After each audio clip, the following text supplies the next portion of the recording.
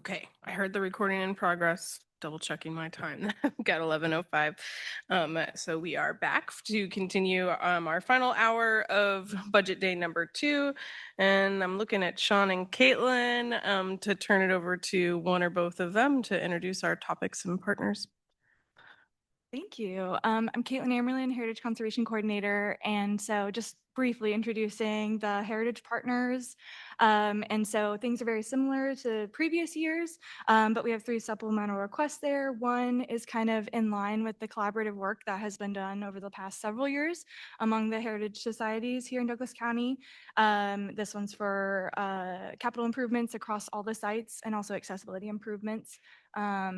Also, another one-time request from Douglas County Historical Society to wrap up a 3-year project for collections management there, and then an additional supplemental request for ongoing support to provide some administrative support among the Heritage Partners from Douglas County Historical Society.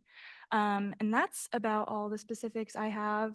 Just want to highlight the America 250 exhibit project. That was a one-time request that was funded in last year's budget, has been fully implemented and is up for exhibition this year. So I think it's a really good demonstration of that collaborative work and the progress that has been made there. A really neat project in action. And the Extension Council also has several supplemental requests that were not, one that was funded and 2 that were not. Thank you, Caitlin and Sarah. Okay, well, partners sitting with us, we've got Extension Council and Douglas County Conservation District, and we've got Steve from Watkins and Douglas County Historical Society on behalf of our heritage partners. We also have the Fair Board here with us, so I just want to invite if anybody wants to come up from the Fair Board, you're welcome to have a seat here. And I might start with them and just see if, did commissioners have any questions for the Fair Board? We don't have any supplementals here. I'm asking because Commissioner Willie kindly reminded me that we could let you go for the day if we don't have any questions. I had sort of a question, maybe slash comment, and it was the comment was made in the narrative about adding the second Derby Day has really been a big expense, but there's no supplemental asked for it. And we don't fund things that weren't asked for necessarily, but I just recognize that that's a draw, but also that I'm going to draw down on finances, but that it's a really important, community touch point. So there may come a time when you want to ask us for something with that. That's about my only comment. But thanks, Commissioner Willie. Any questions or comments for the Fair Board while they're here with us? And you're welcome to stay. I don't mean to make you feel unwelcome. I just also want to free up your time if you wish to. Okay, well, we've got our other partners here, some with supplemental requests, though not everyone. So commissioners, who's got a question top of mind? I just have a question for Caitlin. I noticed that you have 24,000 in professional services. What does that go towards? That has been used for lots of things over the years. So for a while, that was our matching funding for the historic resource surveys that was done across the county, in addition to other professional service survey type work that has been done. Last year, it supported the needs assessment project for the Heritage Partners. And so that's really our kind of general use services there to support things like countywide surveys, supporting the collaborative work among the heritage agencies. Yeah, and again, that matching funds for those historic preservation fund projects that are a 60-40 match from the state. We did not apply for that this year, but that's kind of our kind of general use pot to put some of these heritage projects into action. And then in 2027, what do you think you're going to use the 24,000 for? I don't have that planned out exactly right now, but currently our kind of focus areas are continuing the strategic collaboration among the heritage partners. So we kind of left the needs assessment with a sort of, okay, we'll see how this summer goes with the collaborative 250 project and see if there's an appetite or interest in doing more strategic planning work among there. So that's a possibility. Also in terms of the heritage department and what I'm working on, the Heritage Conservation Council has an interest in some more collaborative planning work around the cemeteries of Douglas County. So we might start with perhaps a cemetery tour this fall and doing some collaborative work there. So that could be another focus area. And I'm sure there's more in the back of my brain. Thinking of Blackjack Battlefield as well, that could be a source for some, if there is need for funding to do a little bit of work there, that could come from there as well. Okay, and then will there be anything out Lone Star? Because I know that we recently acquired that property out there. Yeah, that is kind of in that sort of zone of open space. That is a collaborative work among zoning and codes and planning, sustainability and heritage. So that could also be a source of funds to do some more work out there. I know that we're kind of in the idea stage of what potentially a park master plan out there. That would be more than that funding pool alone could support, but that could be a source to support some of that work. But that's kind of in progress now, planning for next year. Thank you.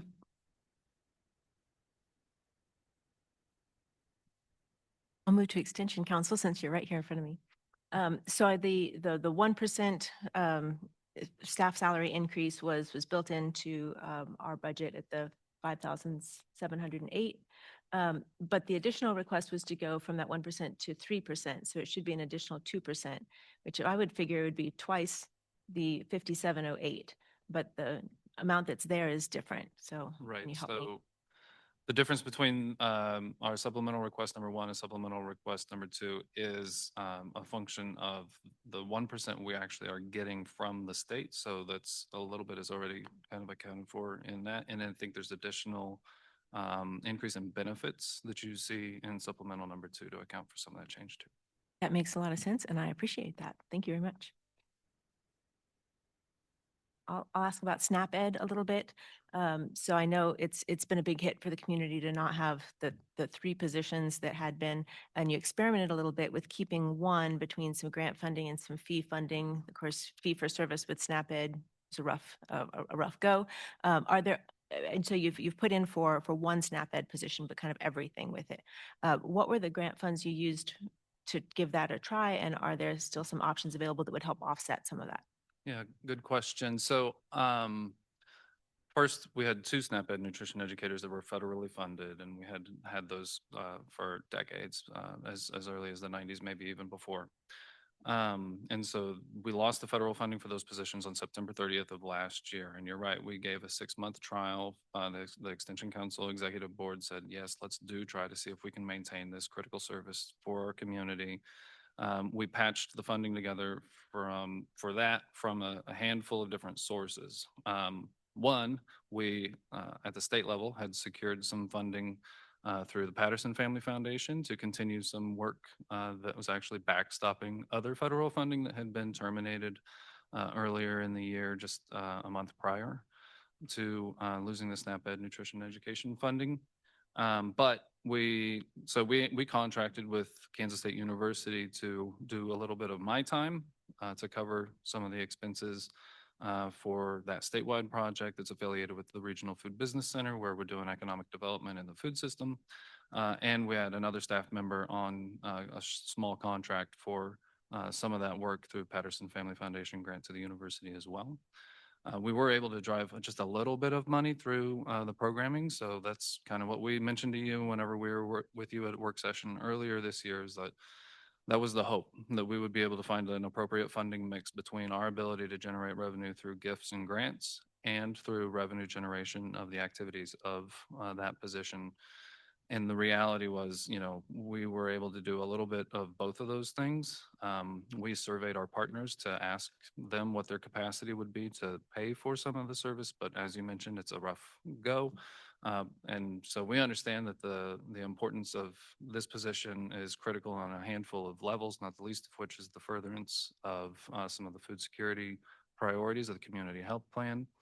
But also, it's imperative that we be able to offer that service free of charge to the extent possible. And so that's why you see a full funding request for that position. I appreciate that. That's all I have for extension. And if that position is not funded, what does that mean for our community?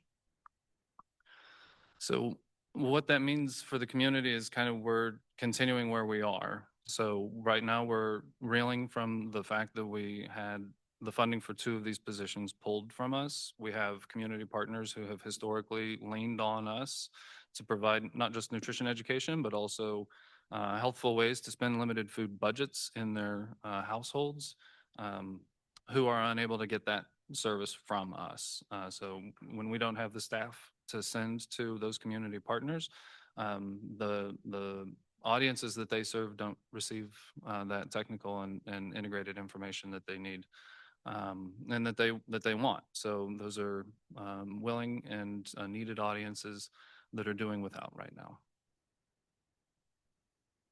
Has Family Patterson Foundation indicated any match support? Yeah, so the Patterson Family Foundation has done a lot in the wake of reduced federal spending in a lot of social service areas. We at Kansas State University and at Douglas County Extension have experienced some of that. So what I was referring to in response to Commissioner Willie's question was really about the furtherance of the goals of the Heartland Regional Food Business Center, which is at economic development. We work one-on-one with food-based businesses to help them get to market. Which is separate and different from anything related to the SNAP Ed nutrition education hole that exists. However, Patterson has contracted with Kansas State University to do significant amount of work in that arena. The trouble with our community in that is that we do not fall within the catchment area of Patterson Family Foundation. And so while there are wonderful things that are happening through the university by way of Patterson family contributions, those are things that will not be happening here in Douglas County. Thank you. So this is a one-time funding opportunity, So, potentially. yeah, I'm not sure. Okay. I haven't been a party to the conversations that are around sort of the contract between Patterson and the university. I think our hope would be that they would continue in some capacity around nutrition education and around food security. We do, yeah, so the funding that we were using to help support that one position for that short period of time, that was a 1-year project that is about to terminate. Nevertheless, we are continuing to knock on that door because we feel like it is in line with some of their priorities, and it is statewide work that much of that work is addressing. So we'll be going back to them for that economic development in the food system effort. Thank you.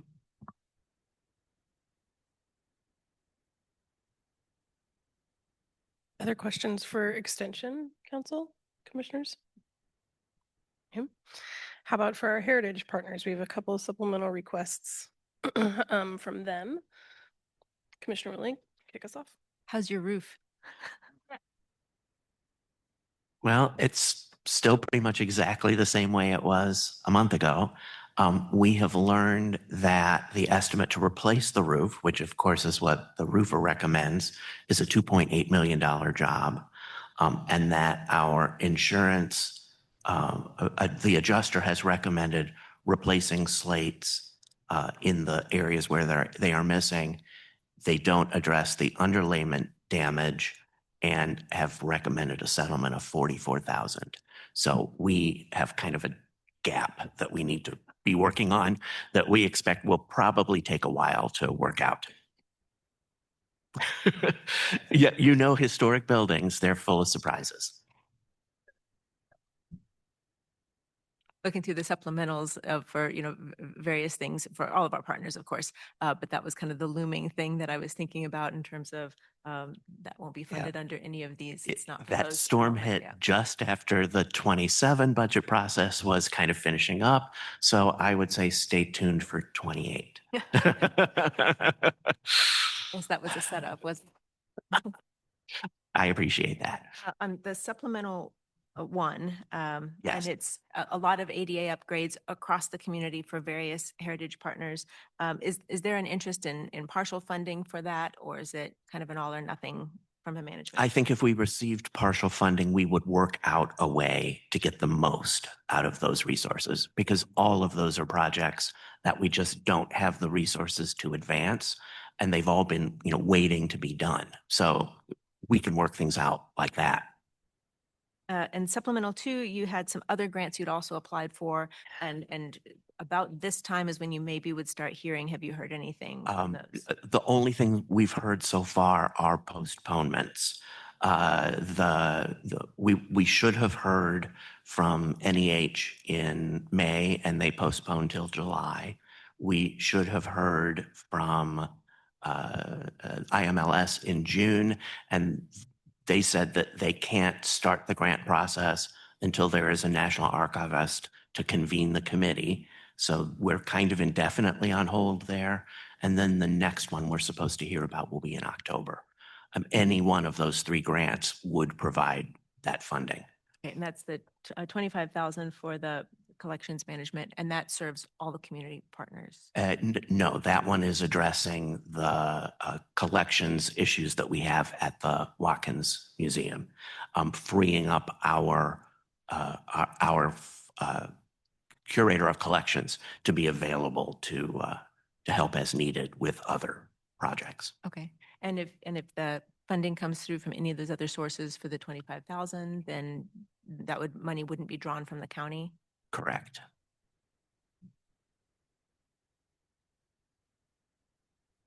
I have a question that may be for Caitlin and maybe for our historical partners. So we had the HCC grants, and there were some capital requests in those HCC grants, not a lot, if I remember right. And now we have capital requests as a one-time funding for our historical partners.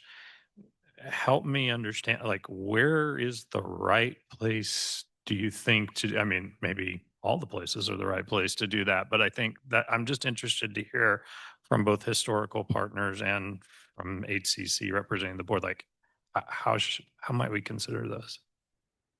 I'll start with the grant administration perspective and then turn it over to Steve, and if anyone else has comments on that.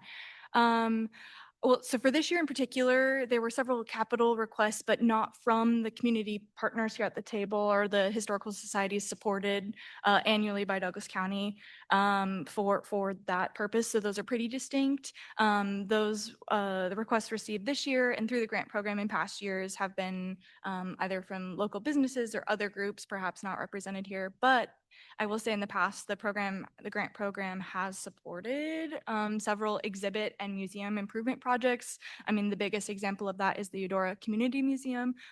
It stands today because of the grant program. So that is definitely something of mind of, thinking about the funding for heritage in Douglas County overall. Where are those lines, where the boundaries are? I think that's continuing to evolve as the grant program evolves. The grant program has diversified a lot more, so those capital requests are a lot less competitive than they used to be. So that's also changing. For instance, I think, if a museum did request funds from the grant program for simply ADA accessibility, it might not be as competitive as some of the other proposals we're receiving. So that's also just an observation I have. Hopefully that kind of gets to your question there, but I don't know, Steve, you want to speak to it too? All I'll add, and I think I'm speaking for all of the heritage agencies when I say this, we will look for money wherever money is available for, any kind of project. But at least at the Douglas County Historical Society, we think about the heritage grant as a way of enriching our offerings for the public. So we applied for an expansion of our core exhibit this year. So we focus on those kinds of projects when we go for a heritage grant. And we have been sorting out the, facilities repair kinds of things for support through the budget process. Mostly because those are things that, you can only let a roof leak for so long or a sidewalk crack for so long. An expansion of our core exhibits is timely in a different kind of way. I think, should there be some guidelines, we would probably all be glad to follow those.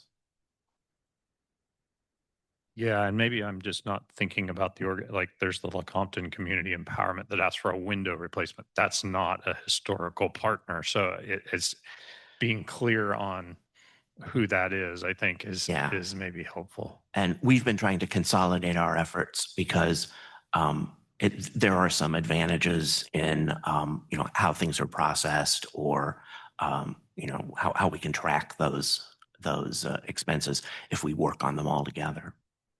I think another thing to note too is one of the roles that these partners play in the community is being the fiscal sponsor for some of those grants too. So while, for instance, the Lecompton Historical Society might be the primary applicant, perhaps they're not the primary beneficiary, they're just the fiscal agent there. So that's another little bit of something to consider there too. Supplemental 3 in front of us, and that's the 12,662. And so this was alluding to what we were just hearing about, that Watkins Watkins acts as the fiscal agent for a variety of our partners. And also I saw on one here of 9th Street Baptist Church. Yes. So was that historically related, or are those federal grants? I know that organization is getting into other projects. Yeah, too. that was a federal heritage related grant to do basically a historic structures report. And we get approached by a lot of 501c3s or community organizations that don't have the 501c3 designation to serve as a fiscal agent, because we have the right designation. We also have the right experience and staffing to take that on. So we've been doing that probably for about 5 years now.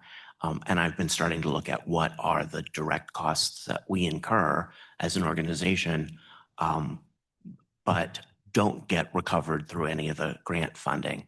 And the figure that I came up with includes things like the staff time it takes to process payroll, or grants or invoices, grant reporting information, things like that.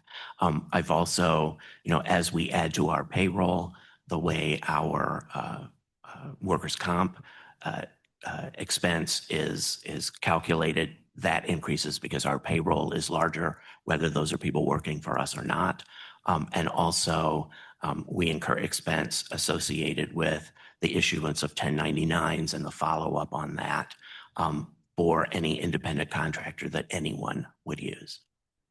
First of all, I think it's really important work. And I've loved how our heritage partners have started kind of pooling these requests to work together. And that's been, I think, phenomenal for our community.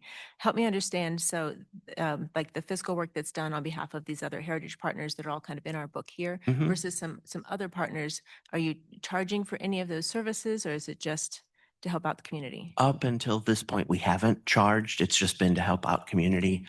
We have the advantage of having staff full-time, a place to process mail, things like that. But in looking now at what the actual cost of that, and having our own cost of doing business going up, I was looking at a way of capturing some of that costs. Now, when someone approaches us, I say, yes, we can take this on. However, the grant has to include this amount of money to cover the administrative costs. And we have moved one of those grant processes with that kind of reimbursement forward. I don't know that it's been approved yet, but it's a grant for an organization here in Lawrence seeking a state historic preservation grant. And we will serve as the fiscal agent if that grant is awarded and get a cut of the grant funds. So that sounds like that work is already in We're progress. moving that forward, yeah. Because as I'm kind of putting this together, I think there are quite a few organizations then that are coming to you. So, I mean, you mentioned Grover Barn here, but Yes. I think the Lawrence Sister Cities uses your address. I don't know if you do anything else for them. Yes, we host their meetings. And for organizations like the Lawrence Preservation Alliance, they meet with us, meet in our facility. We have a couple of organizations that use us as their mailing address. Freedom's Frontier offices with us now. Several of those organizations are member organizations, and so they pay us an annual membership fee, and we figure that just kind of washes out the cost differential there. Oak Hill Cemetery, or Friends, I think that's another one Right. you're thinking We about. treat them as a component of our board of directors. And they actually have a fund at DCCF that was inherited from the Friends of Oak Hill, and they use that to support their activities. And we just cover the administrative costs because we cover the administrative costs of all of our board committees. Thanks. Other questions, commissioners? I'll have one for Freedom's Frontier if you're okay. Or do you have someone? Yeah.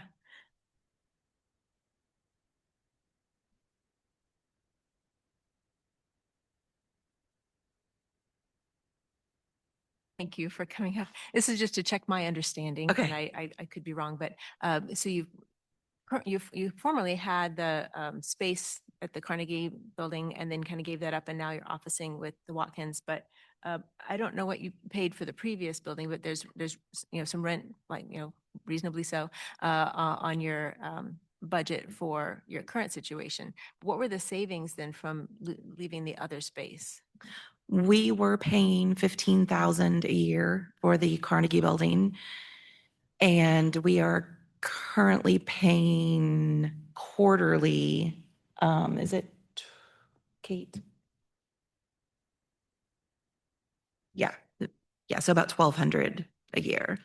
So a huge savings. And what we did with the the savings that we were able to recover from not paying rent for the Carnegie Building is we put that into our grant program. Yeah, I saw there are a lot of active grants going out to exactly the people sitting in this room. So thank you for that. You're welcome. Yeah, we actually just figured up this morning with the grants that we just awarded, because we had a grant round close, that for this current fiscal year, we've put 18,000 in actual cash back into the county with our grant program. Thank you. That's You're great. welcome.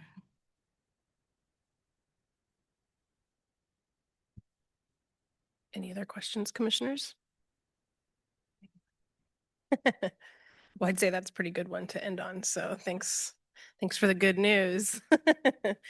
Okay, well, thank you, partners, for being here. We appreciate your time, and we hope you have a good rest of your day. Sarah, do you have anything for us before we wrap up our day today? Just a reminder that we're going to start tomorrow morning at 9 o'clock with emergency services. So LDCFM, Emergency Communication Center, and Emergency Management. Then we'll have our economic development partners, and then our targeted youth populations. So I think it'll be a pretty full day. And then we will then come back again at 5:30 for our regular business meeting that evening. Thank you, Sarah. Appreciate that. All right, everybody, with that, we are adjourned until tomorrow at 9 a.m. for recess.